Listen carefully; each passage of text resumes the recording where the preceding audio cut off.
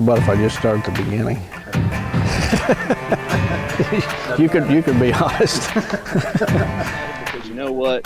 They have the sweat equity that went into that memory that they're making with their friends and family. And that's what's important with us. And that's what the I Am Real World's about. Well, that's a great question. You know, one of the best things about a spring food plot is you get a second chance if it fails. Chasing Giants with Don Higgins. Brought to you by buyafarm.com, your source for farm, recreational properties, rural homes, and more.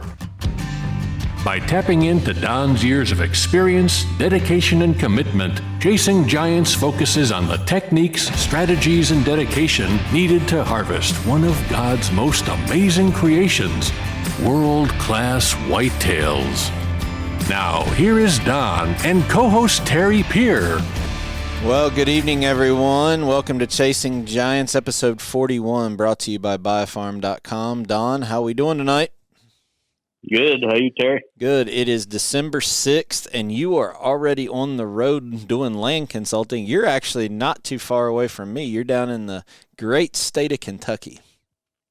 Yeah, I've been here since yesterday and will be here until Thursday. Got 5 properties to look at down here, and glad to be down here.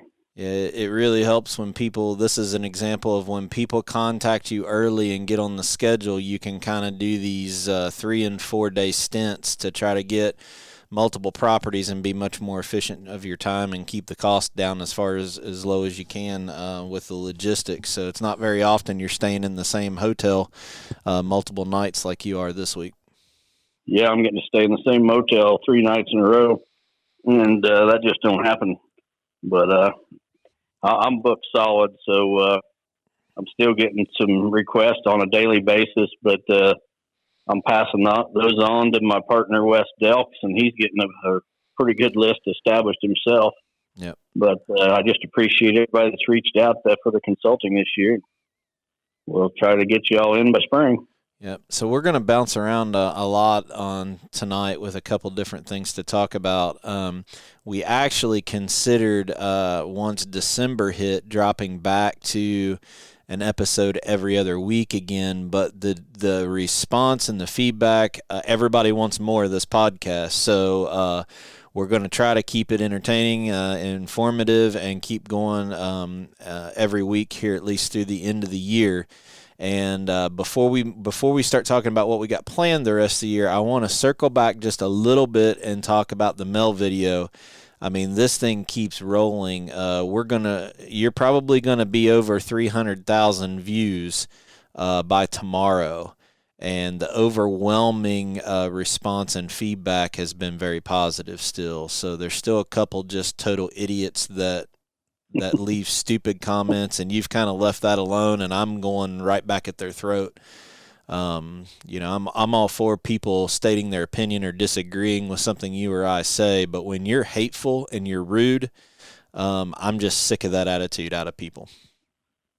Yeah, and like you said, Terry, 99% of it's been positive, but you've got these freaks out there that just can't let anything go and make a positive comment. They got to look for the negative, and I think I'm getting a little bit better at dealing with it. I only went off on one person on the whole thing. There's just hundreds of comments, and I don't know. One guy seemed to think that he's seen something in the video that was out of line, and I called him out on it and basically told him if he thinks there's anything in that video out of line to come to my master course, and I'll take him right to the tree where the buck was shot. He can play the video as we're standing there and see if I'm telling him where it was shot. Exactly. He can walk that farm with 19 other students. Yep. And then he tried to tell me he's seen some kind of rare bird. He's a bird watcher in the middle of it. Yeah, and so I looked up the bird name that he gave, and it was a stinking sea duck. And the guy turned himself into a jealous loser to a liar. Yeah. So maybe what we ought to do, Don, is you have more pheasants because of a lot of the bedding that you plan on your. Maybe we need to rename all the pheasants on your property to sea ducks. So that can just be our inside joke from now on. that when we're sitting in the tree stander in a blind or walking around and jump up a pheasant, we'll just laugh and say, there goes another sea duck. Yeah. Well, that would be the only sea duck we're ever going to see there. But well, I mean, like I people are said, unbelievable. I really appreciate the positive comments, and I know I've gotten a lot of just kind of giggly people kind of laughing at me because some of the comments I make back to people, I'm probably watching the comments closer than you are. But I just, like I said, I just have a problem when people are rude. People can disagree with what we say, or it's not their style of hunting. Great. I'm all for it. But the minute you turn it personal or you turn it rude, I just have a really bad problem. There's this, unfortunately, I'm gonna get off just a little bit here. There is a family in our church that has this little girl that's special needs, and I don't know exactly what her situation is, but she's in a wheelchair, and this little girl is maybe 7-8 years old. And the mom was just absolutely devastated earlier this week. She went to a store up in northern Kentucky and was shopping. And, of course, she's trying to be a mom and has her shopping cart and pushing her little girl's wheelchair.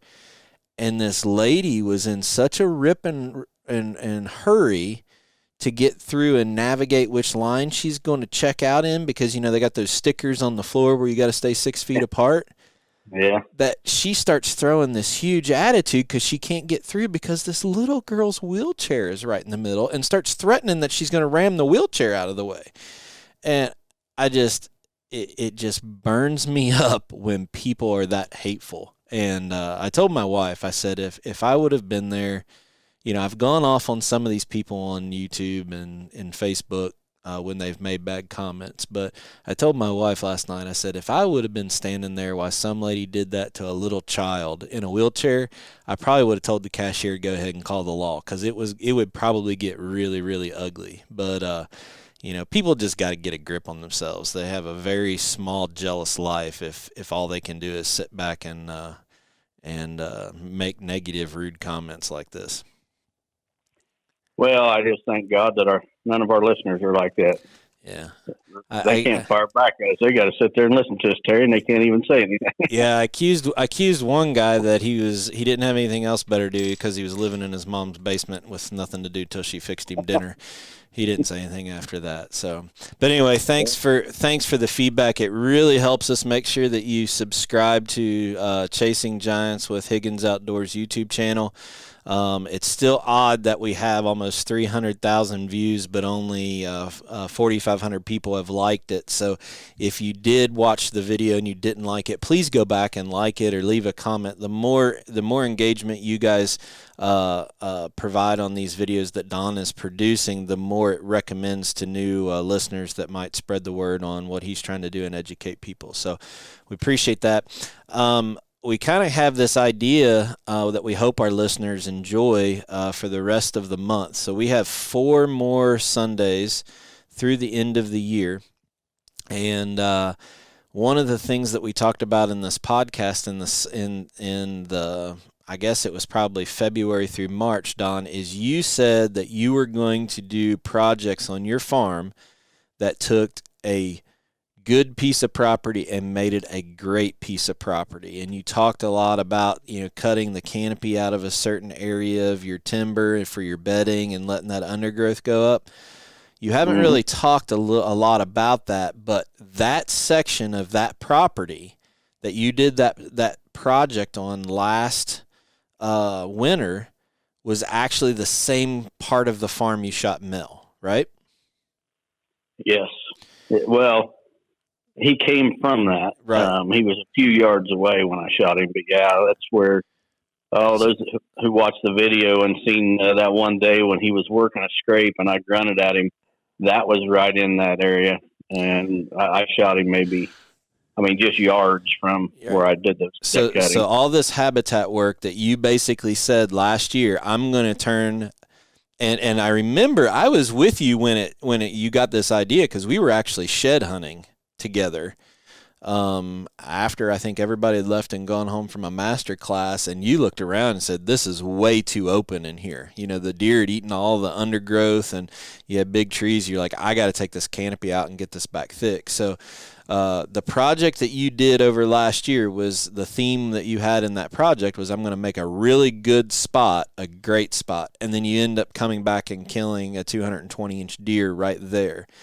So I think that there's a lot of our listeners that are setting in places that they hunt that is a good spot. In other words, they might have taken a deer there. There's great trail camera or great sign in this area. And I want each Sunday through the rest of the year to talk about one thing every week that you can do with that stand location or that section of your property to turn it from being a good one to a great one. And what started this idea for me is I was sitting in Illinois in one of my favorite spots on the downwind side of a bedding area, and I'm sitting there doubting myself, saying, should I be in that tree right over there instead of the tree I'm in? Am I too silhouetted? Do I have the right angle? Is my shot going to be close enough? Am I going to be able to draw back? Am I going to have a shooting lane here? So for the next 4 weeks, we're going to get some ideas from Don about how to turn a good spot into a great spot with just a couple modifications or projects that you can do over the winter. There's a lot of us, like me, that aren't tagged out yet. Don is tagged out in Illinois. But as you're sitting in the stand in late season, this might be something that you can kind of look around the woods and get some ideas on. So we're going to talk about tree stand placement, the distance of your shot, how to funnel those deer a little bit closer, how to prep each tree stand to get in and out a little bit quieter. So if you're really close to bedding, we're not spooking stuff, how to make entrance and exit holes more efficient to get in and out. So in a little bit, we're going to talk tonight about tree stand placement. So if you have this area that you want to pick a stand in, what drives you on which tree to pick? And let's just go ahead and dive into that right now. So Don, you know, we got the spot we want to hunt. We know we're on the right wind. We take into account we got our access. What are ways that we might be able to set that spot and say, I need to be in this tree versus that tree? Well, a lot of times I'm picking the tree. I pick the location, then I find the best tree at that location. And sometimes the deer traffic is not as close to that perfect tree as what I would like. And I say perfect tree, a perfect tree is pretty hard to find, but the best tree available. So, you know, like you mentioned, Terry, the 2 bucks I shot this year, I didn't realize until you brought it up before we got on or we started recording, but those 2 bucks, the distance they were from my tree, the total for both of them was under 20 yards. Yeah, Mel was like 7 and Joey was like, what, 12? 12, yeah. So, you know, what I do a lot of times is I'll drop a tree. If it's my own property or a property where I'm allowed to do so, I'll go in on the off season and I'll take the chainsaw, and I won't do it to a good tree, you know, an oak or something with value. But a junk tree, I'll drop trees, pile up brush, and I'll just push them deer a little closer to the tree. And you can make the deer move, 20, 30 yards pretty easy. You start trying to push them 100 yards, that's a different story. Right. Even probably 50. But we're talking about a spot, you know, in the woods or along an inside corner that, you know, I need to be in a tree that I got a good shot at, but sometimes it's just not within the distance that I want to be at. So you're talking about manipulating that habitat, but the key is we got to get that plan done right now so we can do it here in January, February, right? Absolutely. You need to do it in the winter before things green up, and then get your stand in the tree and get out and stay out all summer. Don't go back till the day you hunt it. But the key is getting them deer pushed up where you got an easy shot. Right. You know, we've gone on rants and talked about, you know, where you're saying that expandable broadheads need to be thrown in the trash. No, they need to be outlawed. Yeah, but you said throw them in the trash. I thought that was fun. Outlaw them and then throw them in the trash so that you're not tempted to give them to a buddy or something. But I think hand in hand with that is, for us bow hunters, doing the diligence to try everything we can not to have to take those 60, 50, even 40-yard shots. It says a lot that you had 400 inches of antler shot within a combined 20 yards this year. I mean, you were right on top of them, and neither one of them even knew you were there. No, they didn't have a clue. But, so what are we looking at? I don't want to get into more of the height of the tree stand or the cover, but once you go into an area and you say, I want to stand here, and we've talked about picking that, what are you looking for a tree? Well, I want to be able to be hid. Okay. I don't want that deer to be able to see me. And I think we might have talked about it last week. Or maybe I was talking to somebody on the phone. I talk to so many people anymore that it's hard to remember where I had the conversation. But, I haven't lost a buck or a deer in, I don't even know how long, over 20 years probably. But I don't shoot them very far. I don't shoot them at bad angles, and I don't use expandables. So I want to be hid in that tree. Those deer don't even know I'm around. They're not on high alert. They're not seeing me draw. That might be a multiple trunk tree. It might be, like a shingle oak that holds its leaves in the winter. Mm-hmm. I want some cover around me where I can be hid. I can big move cedar trees, big pine trees. Exactly. Yep. I know you picked out a tree that on a property I'm going to be hunting on next year that is just a big pine tree that we're going to take a taller ladder stand and just lean right into that pine tree and clear out an area to be up there and hidden, so I'm not silhouetted. Yeah, it's a matter of staying hidden, but also in a position where you can't be winded either. Right. So those bucks, the reason they're so close that I'm shooting them is they're playing the wind. They're trying to scent check the area they're coming through. And I make them go where I want them to be. All right. So go ahead. I'm sorry. I mean, there's a lot of different ways to do it. You can wire fence panels, take some steel fence posts and set some wire fence panels. They're not going to jump that panel if they can walk around it. You can put a few of them together. A lot of times it only takes one or two, and you can push that deer right where you want him to come through. Yeah, I'm glad you keep him. You can also do that to keep him from getting your wind. Right. So if he's wanting to go downwind to your stand, block it there. So he wants to just slip around right past your tree where that blockage, whether it be down trees, a fence panel, or whatever. As he's slipping around that, he can't get your wind. Right. So I'm gonna dive into that. I'm glad you kind of brought that up as kind of a segue.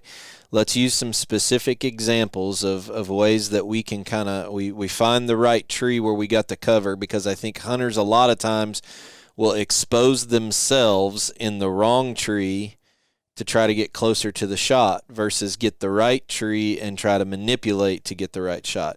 So in the woods, you've already talked about piling up brush or dropping a tree to lay around. I know all the guys that we tip the cap to that all hunt public. They can't really drop trees, but we're talking more for manipulating ground you have permission to do. Is you just mentioned that as far as taking a piece of fence in with a couple T-posts or something and putting there and making them walk around to get further away from your wind or get you within shooting distance. That's a great idea. We've never even talked about that. What about? I think Go ahead. I just think there's some things and Steve Shields tells me this all the time as he's filming, and he says things come second nature to you that you don't even realize that most people don't even know that. Right. And you just kind of assume other people have already picked up on it and they haven't. He tells me I need to go into more detail. Yep. And I think that's what you're trying to do here is pull those details out of me. Yeah. So I remember I was with you. We were looking at a property with our buddies from Lone Wolf. Was it last summer? It wasn't this summer. It was last summer. And this farm used to be a cattle pasture. Wasn't anymore. There weren't any cattle on it, but there was still a high tensile fence. And we found this one tree where we thought that the deer were going to go out, rub their noses and antlers on the willows. There was a persimmon tree, and then they were going to funnel back in to bed.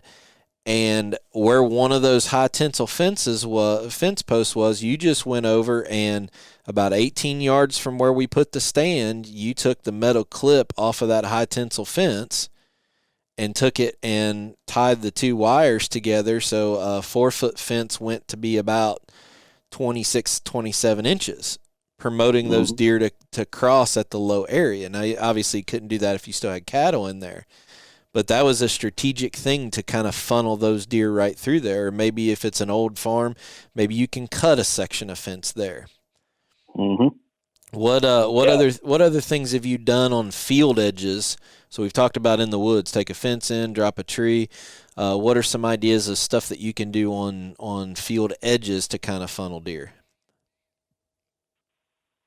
Well, the mature bucks are going to run those downwind edges, so there's really not a whole lot you need to do on the field edge side. Although, if it's in a food plot, that's what I'm talking about. You're talking about. I'm talking about like an inside corner on a food plot or something like that. Okay. If maybe, it's an ag maybe field, early season, late season. Well, what you can do is plant a strip of miscanthus straight out from your stand. Leave an open. Start the row of miscanthus 20 yards from your stand, and then go out. And so from the base of your tree to where the first miscanthus is 20 yards away. You're leaving a nice opening for them deer to come through. Basically a gate. It almost becomes a gate, right? Mm-hmm. You know, a long time ago, decades ago, the great Roger Rothar from Ohio, legendary whitetail hunter, told me that a deer will walk 100 yards out of its way to go through an open gate instead of jump a fence. Huh. And he was specifically talking about mature bucks. Right. And I never forgot that. And I've witnessed it many times since. If there's a hole in the fence or an open gate, a mature buck will walk 100 yards out of his way to use that instead of jumping. One of the things that we've done here in Kentucky before is we've actually used our round bills. We've lined our because a lot of people around here, they'll have ridge tops and then they'll store their alfalfa down the middle of the ridge. And then have alfalfa on the sides, and so they don't have to haul their alfalfa because you got to keep it on the top or they roll down into the woods on each side. We've actually taken those round bales and done the same thing with miscanthus before and used the round bales to funnel. Well, I heard stories of some very big name hunters in northern Missouri and Iowa lining those round bales along the edge of a field or the edge of the woods. On the field side, a quarter-mile long for the deer to funnel around on each end of it. And great idea. I mean, if you got those bales out there anyway, you might as well put them to use. Right. And line them up along that woods edge and make those deer come out on either end. And let's face it, when we talk about food plots, everybody always asks us, can I grow miscanthus or can I grow switchgrass or can I grow clover in the woods? There's a spot from the edge of the trees out to where the field is that not only are you going to have canopy, but you're going to have those roots underneath that are competing with anything growing. You're not really going to have any success with anything there, so you might as well drop trees. If you have tractors with loaders on them, push dead trees up. I did that on one of my projects last summer on the farm. Is I made a Donald Trump wall of just brush. I just kept pushing the tops of dead ash so deer couldn't come through there, that they walked the other way. So I think that there's a lot of people that still aren't tagged out. As you're in your stand here in late season, start looking around and I think this is just something to spark ideas. Be in the right tree and then do projects around that tree to get the deer a little bit closer. So that's our topic for tonight. Do you got anything else before we move on? Yeah, it's very important that this stuff be done right after season in the winter. You need to give them deer months to get used to this and to change their pattern as they come through. The deer comes through and sees that for the first time, they very well could look at it and turn and walk away. Right. But over time, they're going to get used to it, and by the time hunting season rolls around, it's no big deal to them. They're using it every time they come through. Right. So the time to do it is in the winter before spring greening. All right. So next week we'll pick a different topic to talk about making a good spot great. So to kind of segue out of that, we're out of lockdown, and I've heard you say multiple times that right now we're in the worst period of hunting season. So why don't you go into that just a little bit? Well, yeah, from my experience, Terry, when those bucks come out of the rut, you know, they're run down and they're tired. So they don't move much in daylight.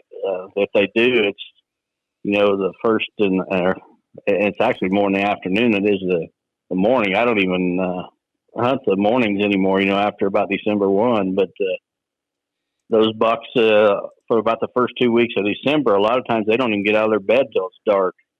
And then they walk to that food source. And now that doesn't mean every single buck on the planet is going to follow that plan day after day. But for the vast majority, it's going to be limited movement. Right. So, you know, that doesn't mean you don't try. It might change your tactics a little bit. We're pretty much closing in on my time of hunting to where I'm leaving the thick cover and bedding and moving back to food, especially on the really, really cold mornings. I posted on Instagram the other night that we haven't had brutal cold here yet, except for one weekend. We got a little bit of snow, and I'm telling you what, the deer have absolutely annihilated the clover right now. And I guess it's still just a little bit palatable in these warm November and December days. They want that green over grain on those warm days. But I think diversity in late season on your food sources are really key, right? Yeah, for sure. And, you know, my favorite legume is probably alfalfa because it's just so nutrient dense. But one advantage that clover does have over alfalfa is the first frost pretty much ends it for the alfalfa. It wilts and loses a lot of its attractiveness to the deer, but they'll still eat it if they have limited food sources. However, the clover will stay green. That clover will be green under the snow. And this is the time of the year when the clover actually outshines the alfalfa. Right. So, you know, even though it's the worst period, we still keep plugging away. Think about moving to your food sources, and setting up. And I haven't gone in a morning here in the last probably week and a half. So I'm only evening hunting now. Mm-hmm. So. All right. Well, before we move on to the biofarm.com property of the week, we're going to give a free attendance away at the end of the podcast, a free pass to one of the master classes. And it's a good thing you've saved a couple of these because I think that you're about full. Is that right? The first class is just about full. There's only a couple openings left. The next one's about half full, and the other one's about a third full. But I've got a show that I'm going to be going to in early January in northeast Ohio, where I'm speaking for 3 days. And I have no doubt by the end of January they're going to be full, maybe way before that. So getting multiple checks in the mail every day for deposits. Yep. So we introduced the told everybody about the website, Higgins Outdoors. There you click on the Whitetail Courses tab. There's actually the master class, and then we introduced last week when Steve was on talking about the film school, and there's already been a lot of interest in that. We didn't have the website completely up and going last week when we talked about it, but if you go right now, Higgins Outdoors, click Whitetail Courses, and then drop down to film school, there's a promo video and there's dates set of May 15th and August 21st for that film school. And we've already got students signed up, so it's going to be more limited than the master course because there's going to be a lot more hands-on.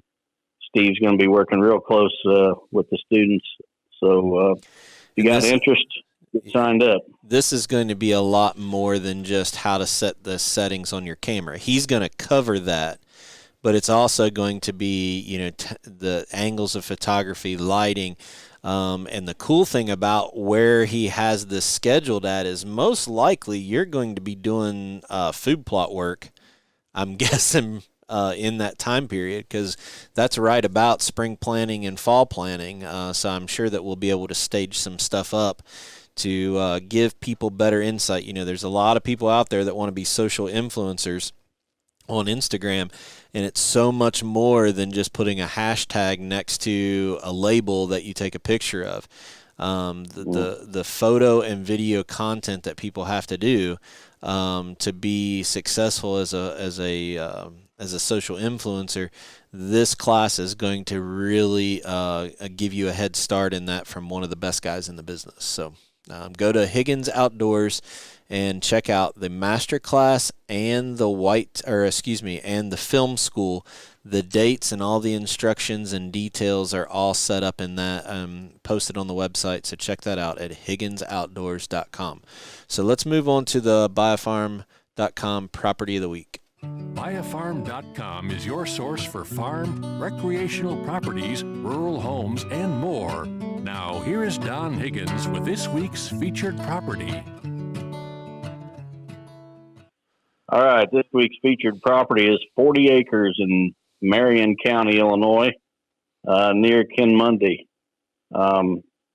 This 40 acres, 35 of it's tillable. There's only a 4 to 5 acre wooded corner.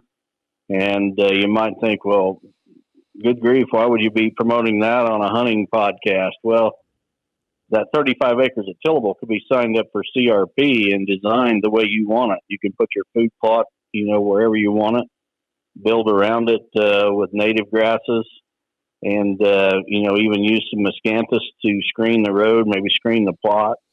If you didn't want to do that, you could just continue renting it to a local farmer. But it's really good, productive soil. It drains well. There's already some hunting opportunities there in that corner. There's a top-notch farmer that's maintained this farm for years. It's located on a good road, and taxes on this 40 acres is only $140 a year. So, it could be an investment property if you have no interest in hunting. You could just continue to farm it and get the farm income off of it. So yeah, absolutely. 40 acres. It's a square 40, and those don't come along in that neighborhood all that often with 35 acres tillable. Yeah, a lot of potential there for different reasons to own property, especially if people are just wanting to have a patch away from everything. So go to buyafarm.com and check out this property. If you search for Marion County, Illinois, it will come up. Their website is extremely easy to navigate. Or why don't you give Don Bailey's phone number again just one more time? Yeah, the agent is Don Bailey. His number is 618-919-1031, and he'd be happy to show it to you. All right. So check out that. We want to thank buyafarm.com. We appreciate the support that they give us, but make sure you give them a follow on Facebook and check out their website for any of your property, recreational or farm needs. So we've gotten a ton of feedback about how kind of brutally honest we've been here lately, and I'm sure that for every person that we offend and turn off, I think there's more people that are coming to us because there is no side motive for us to really give I mean, we're not going to change our opinion on a product or a philosophy because somebody's a sponsor. We do things a little bit differently, and I think people appreciate that. But we've even had people contact both of us and say, I never put two and two together on mechanical broadheads, or I never thought of it that way. I'm not taking the risk of it again. So, I mean, I think some people have actually really considered their choice in equipment because of that. One of the things I thought that would be kind of interesting, I don't know if you've got this question here lately, but a couple people that maybe are new to hunting have kind of seen how we're not into gimmicks and we kind of tell the truth. They're having trouble giving advice to their family members on what to get them for Christmas. So I've gotten this question at least 10 times in the last week. Hey, I need to tell my wife what to get me for Christmas. Next week, Don and I are each going to put a list together of it's not sponsored products. Just different things that we find useful for us as it pertains to the outdoors that might be good things for you all to ask for Christmas for.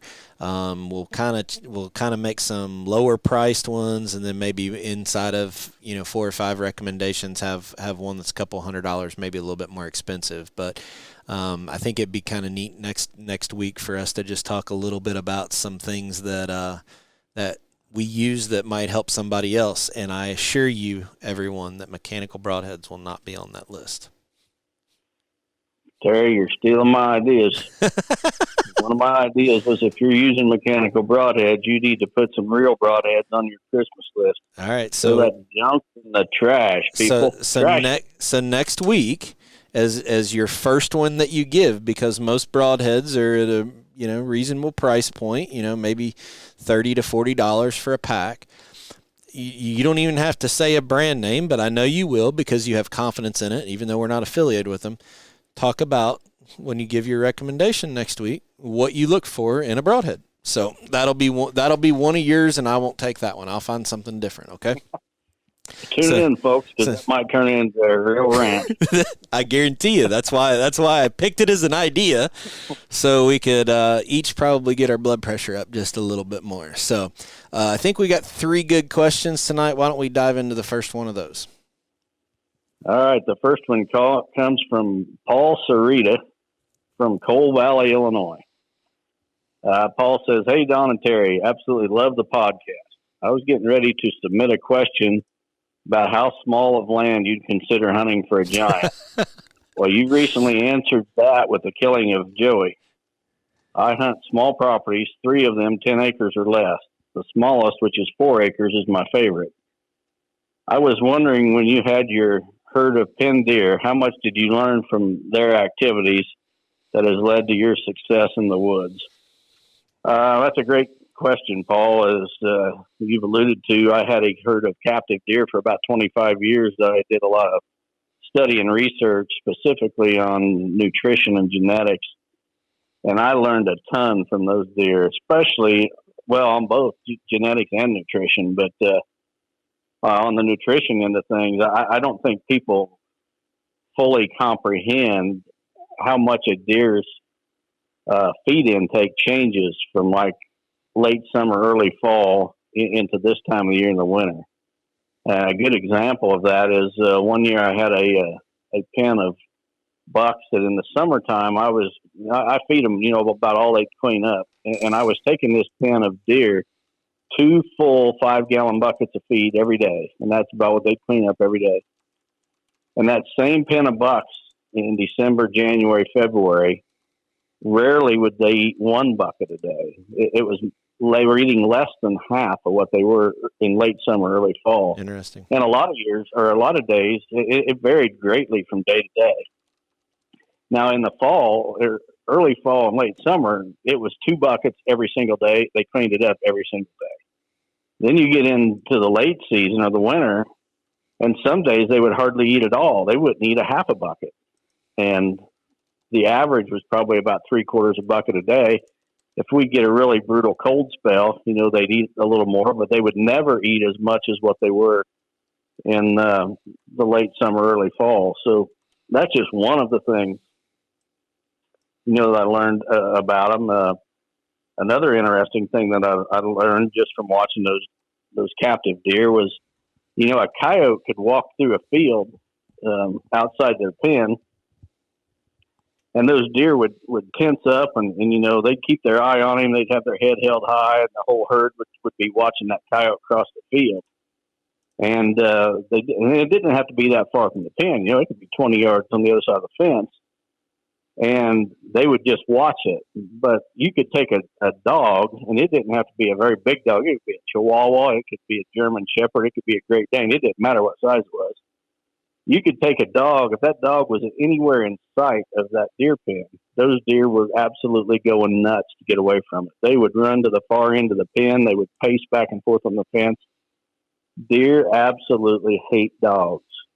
And I'd see that big time anytime a dog would come around. So that's just a couple of things. But I could just go on and on listing things that I learned about deer.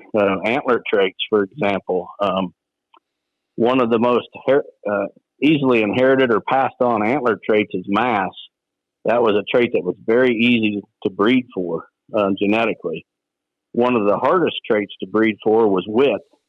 And spread, inside spread on deer. That was very hard to breed predictably for bucks. So both on the nutrition end of things, the behavioral side of things, and the genetic side of things, I learned a heck of a lot that I've taken to the woods in the years since, and it's definitely made me a better hunter. I think going back to Paul's question, though, about the size of the properties, though, one of the things, especially with the Joey buck, is these small properties that a lot of people overlook.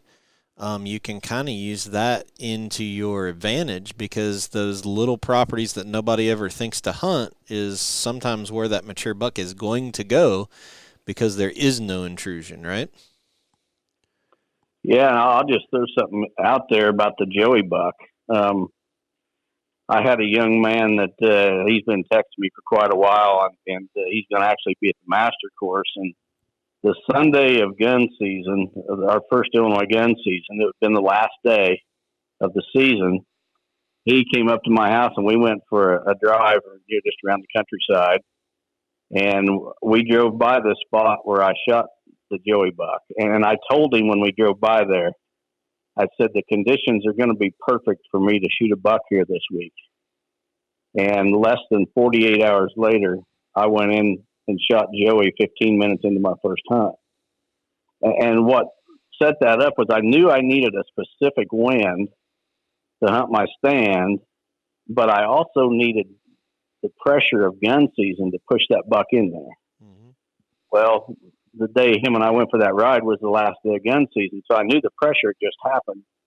And then 2 days after gun season opened on Tuesday, the wind was right. And I mean, it all fell into place perfect. I could not have scripted that any better. I mean, it all fell into place exactly as I planned it. And it don't always happen that way. But that young man thinks I'm a genius now because of me telling him I was going to shoot that deer in there, and 48 hours later I had it done. But the thing I think that you just touched on that I'm going to ask you to emphasize, everybody after listening to this podcast is going to go around driving looking for these little bitty small, places that they've overlooked before. But the discipline you have to hunt these small tracks is so much more, because you have zero room for error on these little bitty small tracks, because you bump them out of there, they might not come back, right? I mean, it's not like hunting big timber. To do this and to go look for these small tracks and be able to be successful, you got to crank your discipline meter up quite a bit. That is a great point, and I'm glad you brought it up, Terry, because I had the stand I shot Joey out of had been in the woods for 2 years, sitting there waiting on the right conditions. And that morning I shot him was the first time I ever sat in that stand. So there's not a lot of people that's got the discipline to set the stage for a successful hunt and then stay away for 2 years until everything lines up and then go in there and do it. Yeah. And Paul, for an example here, my home property, I'm hunting less than 30 acres. the property that I talk about a lot on the podcast. That's the home farm. The original home farm is right at about 120 acres, the same as Don. But what I kind of manage and do all of my projects on, and really where I hunt, is less than 30 acres. So you can do it on small tracts, but you just your style has to adapt to those small tracts. All right, Yep. Good question, Paul. All right. Our next question is from Robbie Kohler from Williamstown, Kentucky. Hey, that's where I live. Is it really? Yeah. Hey, Robbie. Thanks for listening, buddy. I thought you was at Dry Ridge. It'd be not even as far as Mattoon and Charleston. They're about 3 miles apart. Okay. Well, Robbie's your neighbor. Hey, Robbie. Thanks for listening, buddy. He says, Don and Terry, thanks for the great podcast. I have 200 acres that is in a U shape, and there is 50 acres in the middle that me and my grandfather surround that no one hunts. It is thick and full of cedars and no human intrusion. How can I compete with my bedding areas to have the deer bed on me? Well, my thoughts, Robbie, is you've got basically a sanctuary given to you that you didn't even have to buy the ground. 50 acres right in the middle of your property that no one hunts and no one goes in there. I wouldn't try to compete with it. I would focus on food on your acreage and pull them deer out of that sanctuary. The fact that nobody can go into it is just fantastic. Yeah, that's. I think you was dealt a pretty good hand there, and you just need to play it a little different. Don't worry about getting them to bet on you if you got them that close.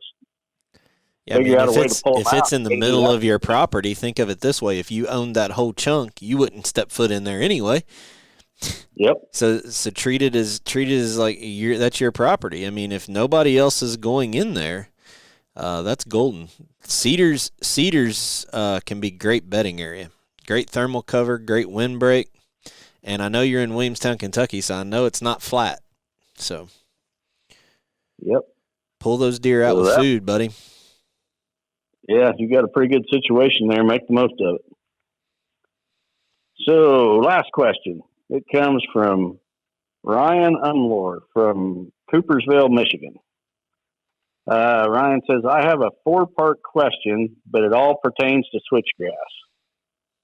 And I'm going to answer these as I read the questions. I think it'd be easier than I agree. Trying to go back and remember. The first question, could you explain the differences between real-world switchgrass and real-world bedding in a bag? I answer this about 3 times a day. There's one species. It's switchgrass. It's a particular variety of switchgrass, real-world variety. We tested every variety of switchgrass we could find and get our hands on. This variety is the one that grew the tallest, stood the best, and it's also used. This same switchgrass is in bedding in a bag, but bedding in a bag also includes 2 other species, big blue stem and Indian grass. So real-world switchgrass is just one species of grass. Real-world bedding in a bag is a mixture of 3 different species, Indian grass, big blue stem, and switchgrass. So that's the difference. Reading on, it says, I have an area of bottom ground that I would like to put into switchgrass for bedding. It does flood in the spring, but stays fairly dry the rest of the year. What would you recommend for an area like this? Switchgrass, hands down. The real world switchgrass can take some flooding as long as it's not too long. If it's just a few days at a time, it'll survive. You start talking weeks at a time, it'll probably flood it out. But definitely switchgrass is your choice for that location. And to make sure people understand that the other 2 varieties in bedding in a bag do not tolerate flooding, and that's why you're saying that, right? Just to be a little bit more specific. Yep, for sure. Okay. And reading on, what seed rates do you plant your switchgrass for bedding versus screens? And does that change with switchgrass versus bedding in a bag?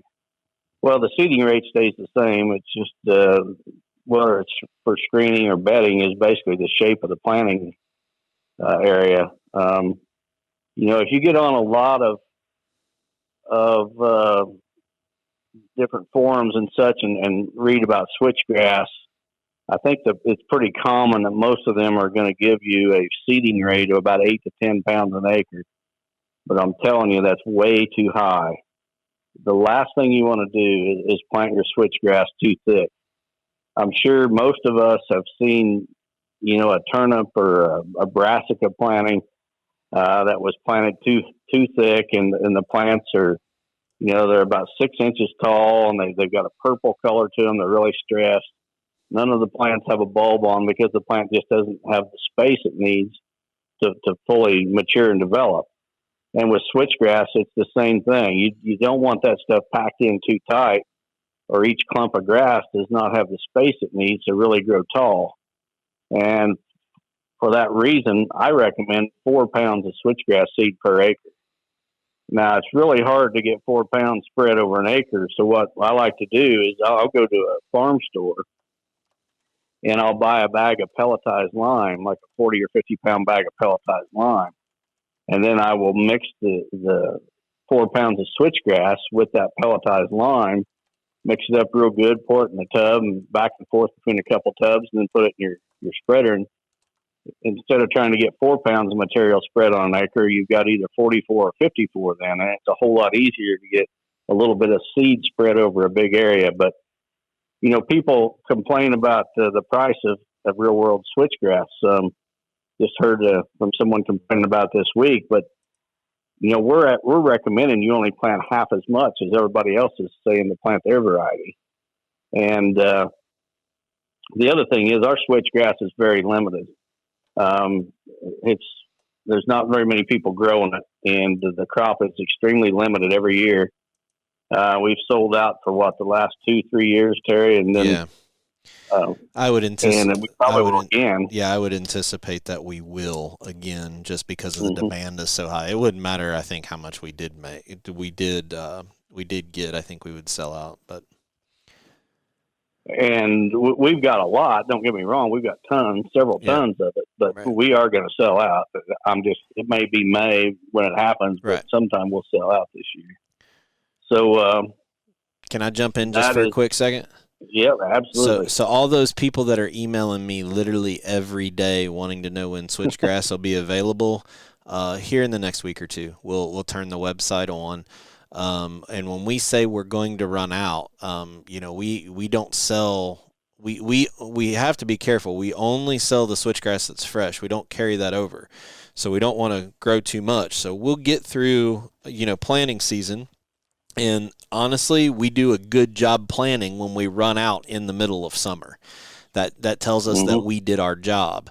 We're not a company that's going to set this stuff in the shelf and then resell it fourth quarter, first quarter of the following year. So that switchgrass was harvested this year. It was cleaned. It was conditioned, being packaged right now. We'll have that available for sale on the website here in the next week or two. So. And it's not like we're going to run out in the 30 days or 60 days. No. So you don't have to everybody run out there and put their order in as soon as it's on the website. You can order in January and February, and we're still going to have it. But by late spring, you start getting into May, you might get a little bit worried and put your order in. But, right. Okay. Didn't want everybody just to run out and place their order as soon as that hit the website, because you don't need to. Okay, we're going to read on with Ryan's questions. It says, I see on Real World's website, it says not to plant a bedding area into switchgrass unless it is at least 5 acres. What is the reasoning for that? Well, 5 acres is my personal suggested minimum acreage. And the reason for that is if a deer is using a patch of switchgrass for bedding cover, the edge of that field or that patch is where he would find danger. In other words, very rarely is that buck going to find danger in the middle of that switchgrass field. There's almost never going to be a human walk through there or some predator and present a danger to that deer. But the edge of that patch does represent danger. And if you got a small patch of, say, 2 or 3 acres, he can be in the very center of that, and he's not that far from the edge. 5 acres is a minimum. He gets in the middle of 5 acres, he's still got a little bit of distance there. He's got a little bit of buffer from his bed and the danger on the edge of that patch. So that's the reason I like to see at least 5 acres. They just use those bigger patches a lot better for bedding than they do smaller patches. And you're going to hold more deer. That's the other thing. Oh, yeah. You go to the cost of the product is a little bit more expensive, but again, you look at your seed rates, but you do all this work to put in a product that's going to last year after year after year. Make it as big as you can. That's just more deer that you're going to be able to hold. It's unbelievable when I go up to Don's and hunt, how many deer just funnel in and out of this, and there's timber right there, but how many deer funnel in and out of these bedding products. So you're holding so much more deer. So, okay. Yep. Okay, reading on. He says, lastly, I have an area in my timber that I recently clear cut because it was just a bunch of junk trees and the understory was wide open. I would like to turn this into bedding. Would you recommend frost seeding switchgrass into this area or just letting it grow back naturally? Thank you so much for your help and your wealth of knowledge that you share. Absolutely do not waste your money spreading switchgrass or any native grass seed, miscanthus or whatever, into areas like that. And I just recently, in the last week, wrote an article. It's going to be coming out in Deer and Deer Hunting this spring on miscanthus and basically how to plant it, how to care for it. You need, and I came, as I was writing that, I came up with a analogy that I think fits perfectly for all these grasses. You need to think of these grasses as corn. What would happen if you went into the woods and tried to plant corn? That's the same kind of results you're going to get if you went into these areas and tried to plant these native grasses. Most of it is not going to germinate. What does is just going to be small, short, stunted, worthless. You need an area that is full sunlight, no competition in the root zone. A field type area is exactly what you're looking for. It's never going to work in a situation like you described. And I've got this question a lot over the years, but don't even waste your time trying to do something like that. Yeah, we will sacrifice, and I tell people online a lot, we will sacrifice giving up a sale. We could sell product and say, I don't know, just try it. Our germination's great. But we will sacrifice an order and not take an order and lose the business in effort, to be honest with you, and not have you waste your money. Our idea behind that is if we'll never get your business twice if we tell you something wrong. So, but yeah, and I get it, Don. I've been getting it multiple times a day since we opened miscanthus grass up, and people are wanting to put this stuff in the woods. And I think you might talk to somebody and say, yeah, I planted it and it came up. But year after year after year, you have a dry spell, and then all of a sudden those roots pull all the nutrients and moisture out of the water underneath of it. It's just not a recipe for long-term success. Let's just put it that way. That's for sure. And I want to throw something in, Terry. You mentioned the messages you've been getting. I've always prided myself on trying to answer, every text, every email, every Facebook message that I get. And this thing has just exploded in the last 30 days or so, I guess, since I shot them 2 bucks. But, for example, a couple of days ago, I got on Facebook, and I get on there every day to answer the questions that are sent to me. And when I get on there, I had 71 messages from 71 different people. And that's not counting the text I get, the emails I get, the phone calls I get. I'm pushing 200 and 250 different people a day contacting me. And I just want to throw this out there that right now I'm just starting into my consulting season, and I'm going to be spending a lot of time in the field with clients, and then I come back, get to the motel in the evenings, and I put together their written plan. I mark up their aerials and things like that. Folks, if I do not answer your question, or if I'm very brief in my answer, I apologize. I appreciate your support more than you could ever know. But it's grown to the point where I may miss some of these, and I'll try to catch up later after the busy season. But if I don't answer you, don't take it personal. If I give you a very brief answer, please don't take it personal. I do appreciate the support. It's my success and real world success has only been because of you. So I just wanted to kind of throw that explanation out there in case somebody had reached out to me and hadn't heard back. And it's really tough. The best part about our job is that we get to talk deer hunting all the time. But a lot of times people ask a question and we answer it, and then they want to talk deer hunting for 20 other messages, and we've already moved on to the next one. So trust us, there's nothing more that we like to hear about than what's going on and what your success was and what questions you were and help you. But just understand our side too. We're trying to answer to a whole lot of people, and it's grown for both of us. Not only the questions on the real world side, but then on Don's side after those 2 bucks. So just understand that, and we'll do our best to get back with you as soon as we can. And if we don't, just send us a follow-up message. It's not a big deal. We won't think bad if you say, hey, did you forget about me or something? So just understand where we're at, and we'll get to you as soon as we can. There's nothing more that we want to do than is interact with everybody. That's really why we're doing the podcast. So absolutely. All right. So masterclass giveaway, and over the next before we do that, over the next 3 Sundays, we're going to talk about making a good spot better. And next week we're going to give a little Christmas list ideas for everybody. Going to be just random stuff. It's not going to necessarily be sponsored plugs or anything like that. Just random things. And outside of that, I don't know that we got anything else for tonight. We're just right at that hour mark, which is our goal. I think we're ready just for you to announce the winner of the next masterclass. Well, I do have a winner, and I'll throw out there that the winner of the first class, I sent him a message through social media and never heard back. So not sure if he got the message, doesn't want to come, or what the deal is. But, what's your contingency plan for that? You going to leave that spot open for him for a while, or are you going to repick a winner, or have you decided yet?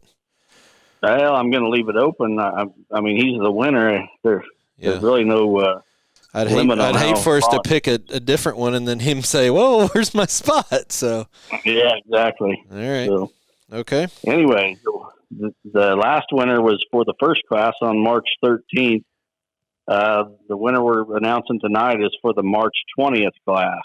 And the winner is Chaz Cohoon from Troy, Missouri. So, Chaz, get a hold of me. I'm going to send you a message through social media as well and let you know that you were the winner. And hopefully you can make it to that March 20th class. Maybe the first guy used expandable broadheads and he doesn't want to come now. Or he hunts out of a tree saddle. Well, I don't know. We're just joking with you. Yeah. Hey, I want to mention something to all of our listeners before we hang up. So the cell camera test is still going. I can tell you that a couple of these cameras have absolutely fallen on their face since cold weather's come. A couple of them still have the original batteries in them that when I put them out in the early fall, late summer. But a couple of these have absolutely fallen on their face. And I want everybody's feedback on it. They can send me a message if they like this idea. There's a couple of these I thought about we do a raffle and just give these cameras away because, they'll be good cameras at the end of the year. There's 2 of these cameras that I wouldn't give to my worst enemy. And it's like you need to throw them in the trash. So I want to know I want to know would everybody rather see us shoot it with a mechanical broadhead or try to shoot it at 500 yards with my new smokeless long-range muzzleloader that I got. So if you got an opinion of what you would rather see, we can set them up and try to shoot them with mechanical broadheads or shoot them at 500 yards with a with a smokeless muzzleloader. So there's just an idea, because there's 2 of these that are going to be destroyed. They are not going to go in circulation to anybody that's a listener to the podcast. So I'm going to put you on the spot, Terry. Yeah. You know that if you don't tell which 2 cameras they are, you're going to be flooded with messages. You want me to say tell us? You wanted me to say tonight who they're going to be? You don't have to say tonight, but it's just something for you to think about. If you don't say, we're going to do. Well, my thing. The reason I don't want to say it right now is because I'm just saying, if this keeps up, I'm destroying 2 of these cameras. But as my promise to all the listeners on this cell cam is, after the season, we're going to bring all those cameras back here to Kentucky and put them on a big soccer field and do a controlled test and drive past them with the Quiet Cat bike or my side-by-side, or maybe both, and do reactionary time, but to test these things in cold, harsh conditions versus what they're like out of the box. So these things will be set out in the weather for 6 months. I'm going to bring them all back here home. Our church has this big multi-purpose field back by the pavilion.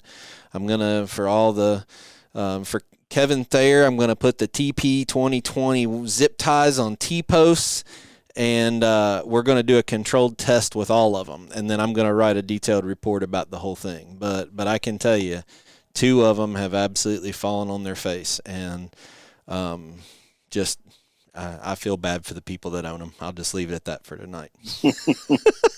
Well, you know what? I only bought one. I only own one cell camera, and it's an Exodus that I bought last summer. Yeah. And I put that out on a property. There was one place it's very difficult to get to, and so I wanted a cell camera there. I put it out September 1st with a fresh set of batteries in it, and I was hoping that thing would make it through the rut. But I'm telling you, I'm pretty impressed with that thing. It is still sending me pictures on that set of batteries. Mm-hmm. I'm impressed with it. My Exodus is still showing, I think, like 97% batteries since I put it out. It's on a bean field in Illinois, still going strong. And I even showed you at dinner one night when I was up there how to get the high def download to it. You didn't even know about that. So my Exodus is in the top 2 that I'm testing right now. Great camera. And I have your Wiseye for you. I actually have one. I meant to give it to you before. Maybe when we hook up before you go back home, I'll give it to you when I see you this week. That'd be great. All right. I got something for you too. All right. So, congratulations to, is it Chaz? Did I say that right? Yep. Chaz from Troy, Missouri. Hope we get to see you at the March 20th Masterclass, and hopefully you guys want us to still create this content and go every week. We'll keep doing it as long as we can provide something that's beneficial to you guys. So with that, Don, why don't you take us out with our sponsors? Want to thank everybody, and remember, we're into December. Be nice to one another. Quit being jerks. I'll leave it at that. All right. We want to thank our sponsors, buyafarm.com, 360 Hunting Blinds, Quiet Cat, Lone Wolf Tree Stands, Matthews Archery, Vortex, and Real World Wildlife Products. Stay safe, everybody. We'll see you next week.